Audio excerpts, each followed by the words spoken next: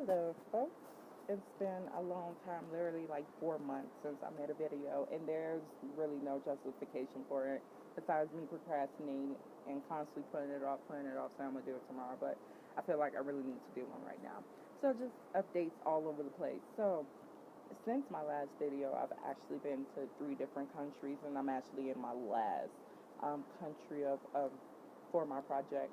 So from January through March, I was in Melbourne, Australia, and then got to South Africa in March. But just to do a quick overview of my time in Australia, so I overall it was really great. Like my project went further again than what I expected. I was able to solidify a partnership with Monash University, specifically the social work department, and a faculty member there really helped me gather a lot of contacts while I was in Melbourne. So I got to meet with a few different organizations. One in particular was a prison abolitionist group for women.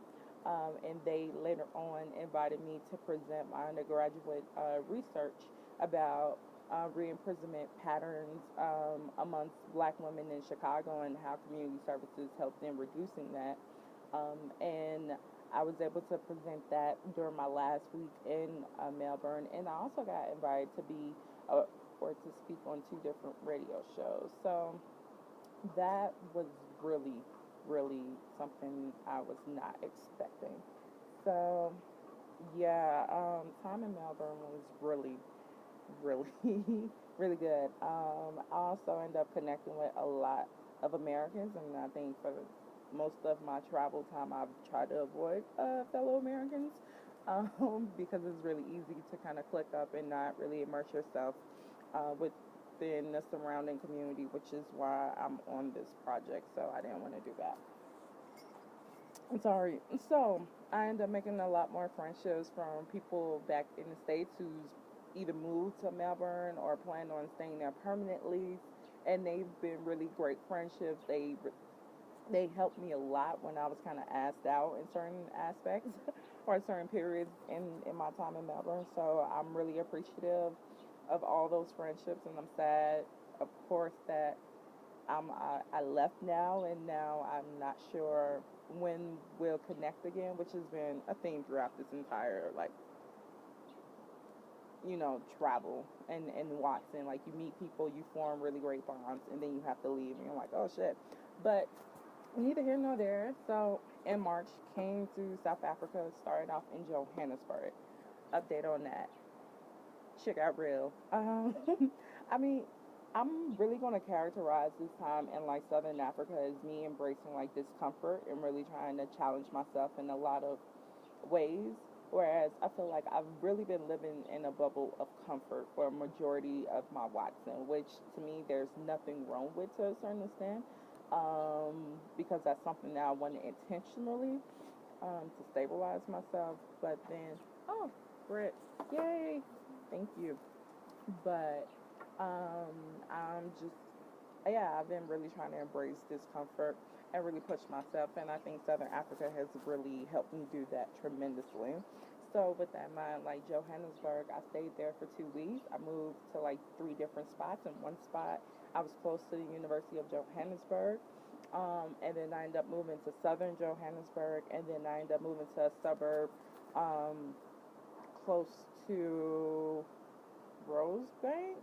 And each like part are drastically different from one another. Like the first place where I say that was by the university, majority white, educated South Africans and a lot of expat or people who recently moved to Johannesburg.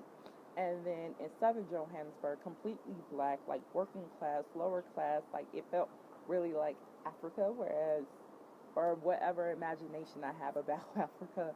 Whereas just like its markets is busy, like people are negotiating in the streets. Whereas like in Rosebank, which felt like I was in fucking Europe, like literally, me and my friend would like walk to malls, and the malls would be bigger than the malls in the U.S. And then you'll go on the next block, and you're like standing in the fucking piazza, which looks like Italy, and then you walk down another block, it looks like New York. Like there was a lot of like westernized infusion, and you're just like, am I in Africa right now? And that space was also majority white as well, and upper class.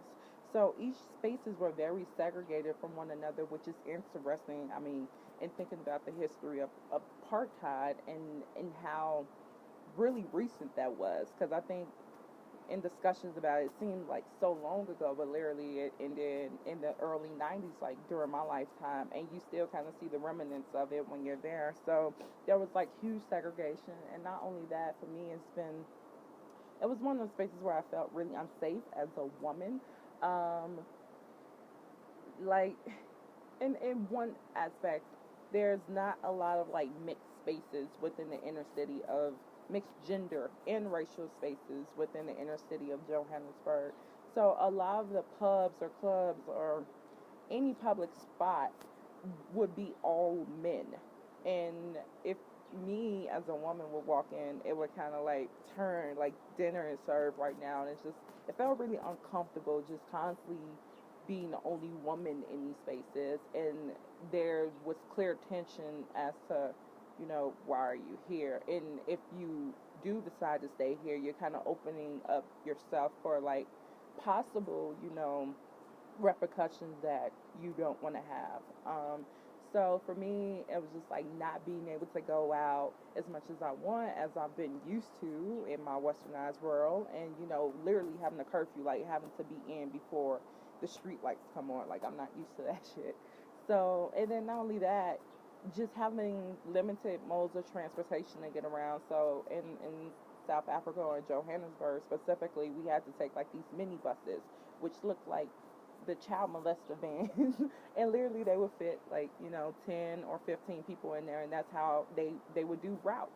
So that was like the main way of getting around. But after a certain time, like even those vans would be mostly men, and again you're just like, okay, traveling at night, like I really can't take minibuses, I can't really go to like certain spaces. It was just like a not wasn't a lot of safe spaces, and the only time I did, see mixed gender and sometimes mixed racial spaces were in like the predominantly white areas, funny enough. So it was just like really something that I wasn't used to, and it was difficult to navigate. And also, got my phone stolen. My own fault in Pretoria. So I got to go to Pretoria, saw the Mandela statue, big as shit, really great. Took like thousands of pictures with my friends. Took thousands of pictures. But it was pretty great, really great. And then from there, me and my friend decided to do some more traveling throughout South Africa. So from there, went to Durban, which was like it's a pretty city. Like I wish I could go during the summertime because it's mostly like beachfront area. So you just walk along the beach most of the time. It's a beautiful beach. It's a really nice, chill, laid back area. It was also different than Johannesburg too, because it's just like it was more predominantly black as well there, and we did get to see like mixed gender spaces, like women being out after night. But funny enough, those women were like prostitutes. So it's just like, okay, the only time when we do go outside and see like women after hours, they would be like sex workers or prostitutes. So that was interesting to see. And then from Durban, ended up moving to Cape Town. Spent like a week and a half in Cape. Um, Cape was really beautiful. Like Cape, I think because it allowed me the ability to return to like my comfort zone. Like it was a lot of mixed gender spaces, and granted we were like really close by a tourist area, so there was a lot of people who would mix and mingle. There was a lot of bars. I became like even more of a coffee whore. Like literally, y'all, I'm addicted to coffee. So whenever my birthday come up, please just give me some good quality coffee, and I would love you forever. But neither here nor there. Like it was a really chill space. Like really enjoyed Cape Town. Like it wasn't as apparently segregated, but you saw a lot more mixture of like whites, blacks, coloreds, um, and it was just an overall good vibe. It felt like I was in like it felt like a first world country somewhere to some degree. So that was pretty good. And then me and my friend ended up deciding to join this trip to Lesotho. and that's when shit is really got real. So originally the trip was supposed to be like a 3-day hike through God knows where, this like historic walking path. And then along that path or along those 3 days, we will walk to neighboring villages and shit, and like basically live out in the goddamn nature for 3 days. Again, this is me like breaking out my comfort zone. Cause in thank you. So this is me like trying to break out my comfort zone, and I'm like, shit. Um, so end up did not do the 3-day hike. We end up getting to Lesotho, met up with like a couch surfer, and basically ran our plans by her. And she was like, actually, people only do this path during like specific times. Isn't really, a popular time to do it. You could do it, but I think you would be better off doing like another route or something like that. And then like she provides some suggestions, and we, discussed as a group like if that would be something we want to do. Cool. So end up what we end up doing. Okay, so we kind of came to some other agreement that we wouldn't do the 3-day hike, but we would go to Semakon village and then see the Semakon like fall, and let alone this village, and then we would do some hiking around there and things like that. So end up going like Semakon village, like y'all, this is real. Like I'm actually still here. Like where it's in the mountains, like in the mountains. So getting up here, we almost died multiple times. Like almost drove off cliffs, twice. And then the roads are shit, like they're dirt roads, which is typical for like some underdeveloped African countries or whatever. My first time experiencing this. So we're only in our like Volkswagen. Like this car was not made for like traveling down no real life jacked up roads. So end up doing that after being like